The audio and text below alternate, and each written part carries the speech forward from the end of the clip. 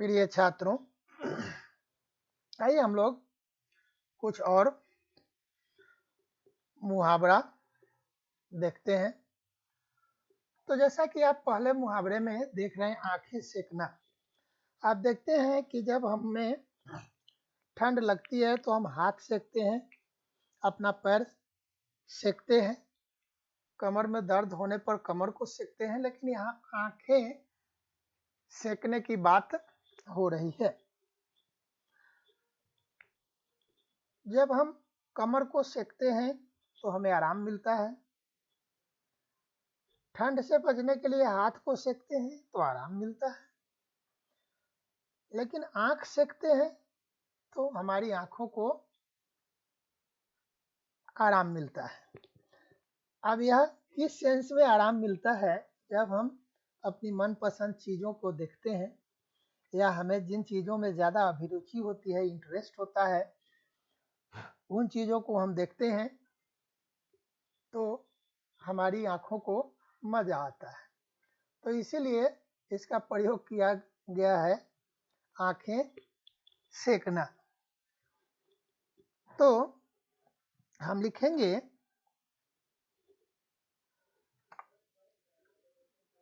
College के फाटक पर प्रायः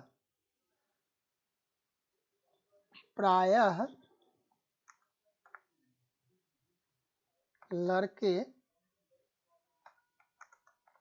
अपनी आंखें सेकने आते हैं। अब यहाँ इसको और क्लियर करने के लिए लिख दीजिए महिला कॉलेज। जो गर्ल्स कॉलेज है, वीमेन कॉलेज है, उसके फाटक पर आप देखिएगा कि प्रायः लड़के आकर के उसके आसपास खड़े हो जाते हैं आंखें सेकने के लिए। आग लगने पर कुआं खोदना, ये आप लोगों पर बिल्कुल सटीक उतरता है। आप लोगों में से कुछ लोग ऐसे हैं जिन पर तो यह 100% सटीक बैठता है।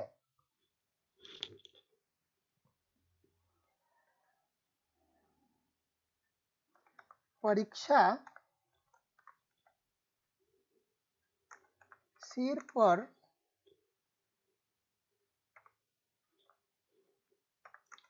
जब हो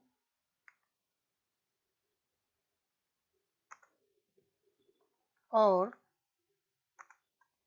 उसकी तैयारी करने का सोचना आग लगने पर कुआं खोदने के समान है।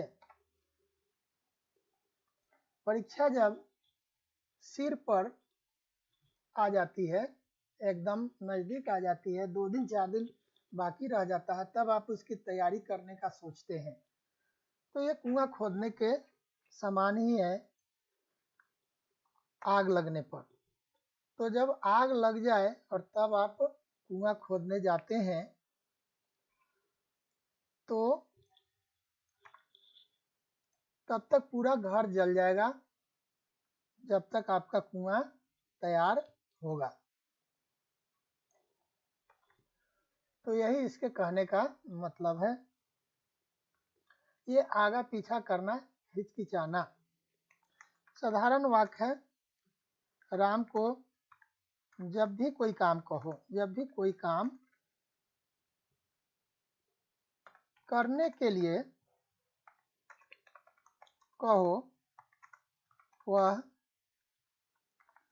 आगा पीछा करता है, विलिंगली वह तैयार नहीं होता है। आरे हाथों आरे आना। अच्छा, आरे हाथों लेना तो ऊपर था जो पहले वीडियो में कर दिए। आरे आना मतलब बीच में आ जाना।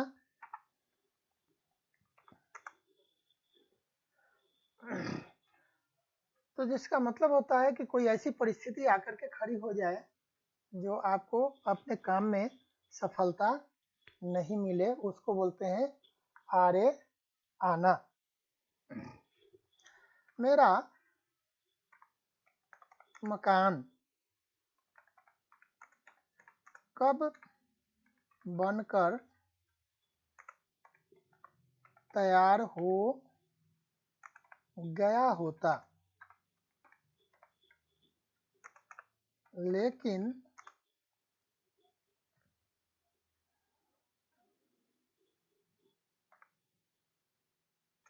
पिताजी की मृत्यु आरे आ गई। बीच में पिताजी की मृत्यु हो गई, जिसके कारण वह काम पेंडिंग रह गया। आइए अगला देखते हैं। आओ देखा न ताओ, न सोचा न विचारा और काम में हाथ लगा दिया।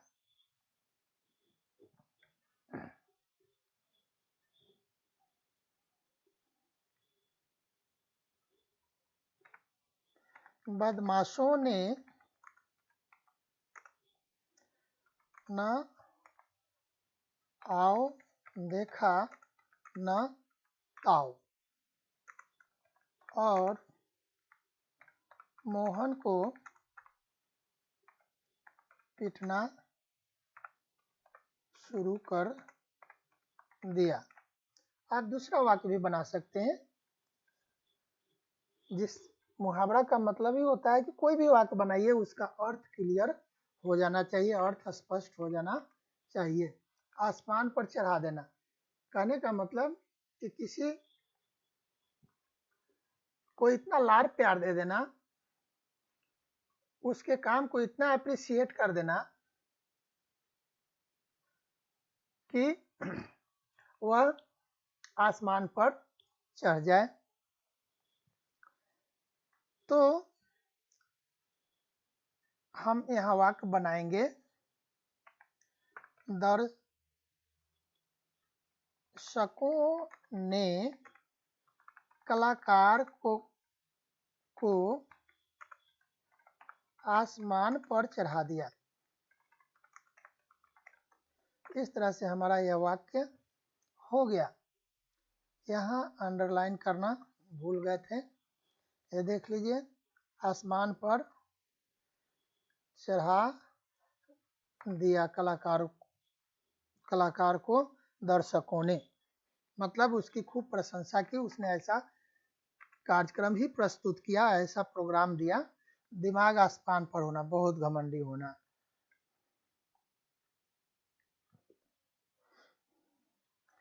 आजकल श्याम का दिमाग,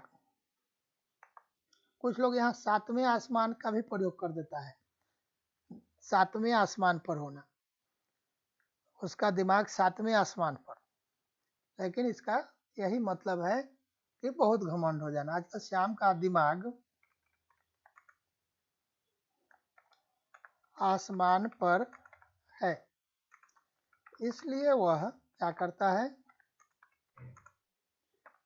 किसी से बातें भी नहीं करता। इस तरह से हमारा यह वाक्य हो गया।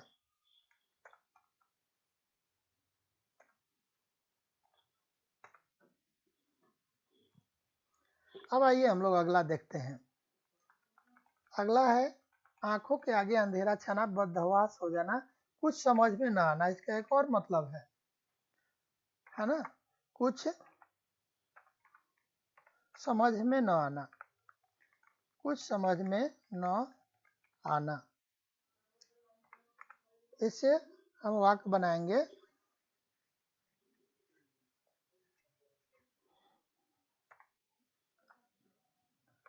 दुर्घटना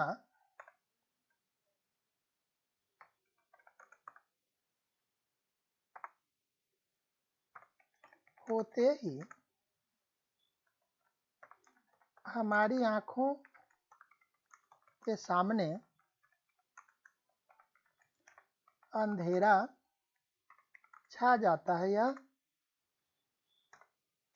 व्यवहारिक बात है, स्वाभाविक बात है। जब भी कोई ऐसी घटना, अनएक्सपेक्टेड घटना हो जाती है तो हमारी आंखों के सामने अंधेरा छा जाता है।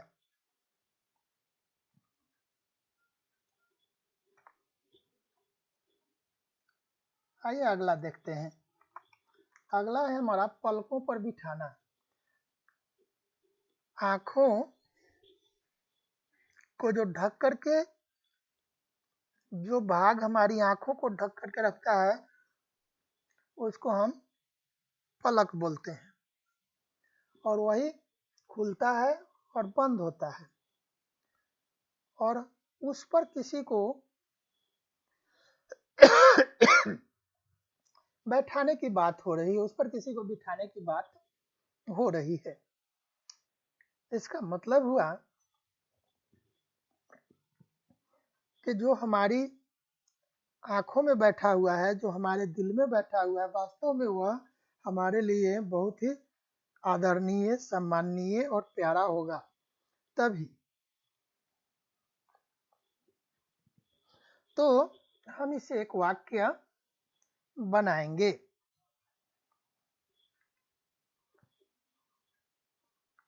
मोहन अपने मेहमानों को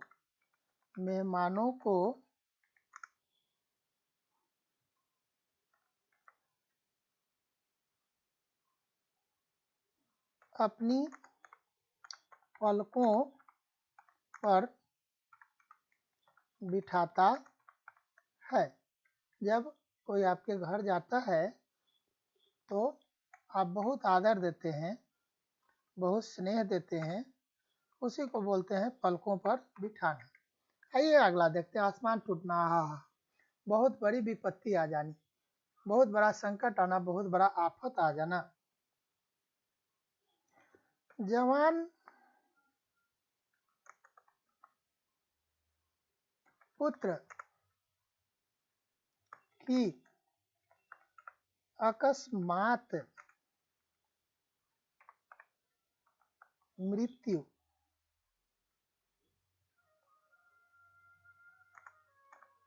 क्या हुई? मानो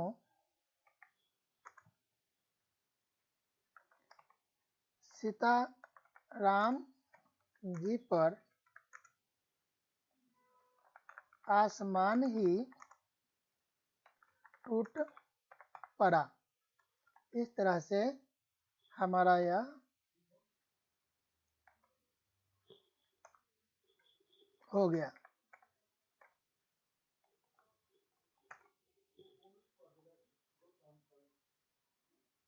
अगला देखेंगे हम लोग।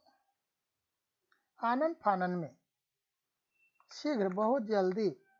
लिखेंगे आनन फानन में राजीव गांधी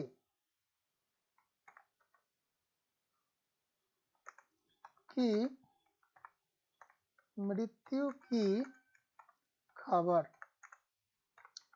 पूरे देश में फैल गई। इस तरह से यह वाक्य हमारा पूरा होता है। आइए अब हम लोग अगला देखते हैं। इशारे पर नाचना, गुलाम होना।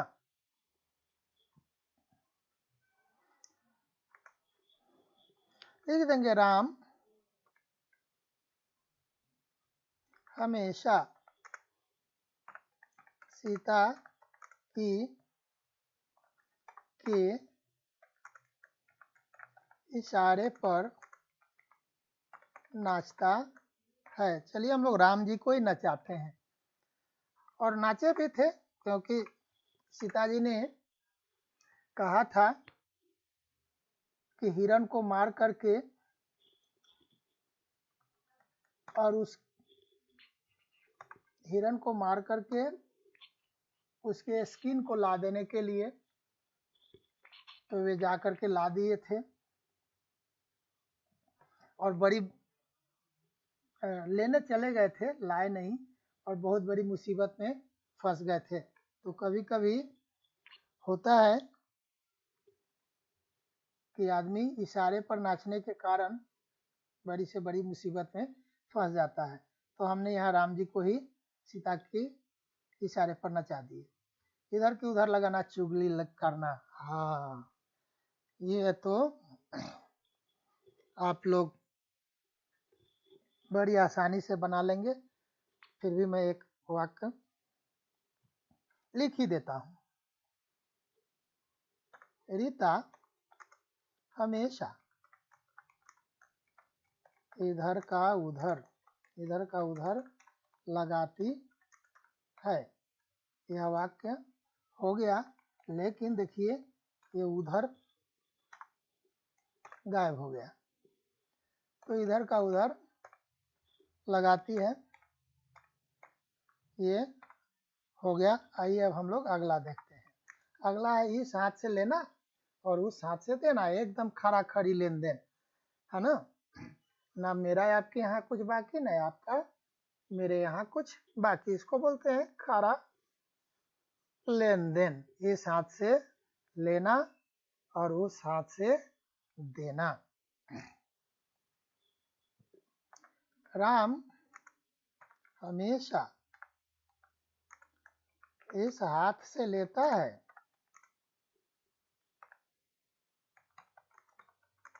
और उस हाथ से देता है। इसको बोलते हैं खरा लेन देन करना।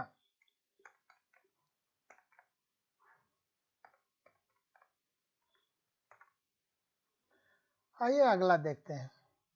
अगला है हमारा इज्जत में बट्टा लगाना। हाँ, आप कुछ ऐसा काम कर देते हैं कि अपनी तो आप इज्जत गंवाते ही हैं, साथ में अपने पूरे परिवार खानदान की इज्जत भी डुबा देते हैं। उसको बोलते हैं इज्जत में बट्टा लगाना। तो हम लिख देंगे मोहन ने ऐसा काम ही किया कि उसने पूरे खानदान की इज्जत, पूरे खानदान की इज्जत में बट्टा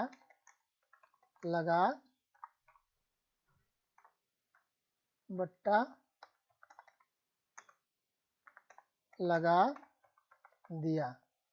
इस तरह से यह वाक्य इज्जत में बट्टा लगा दिया 2 बार हो गया, बट्टा लगा दिया। तो इस तरह से यह भी हमारा कंप्लीट होता है।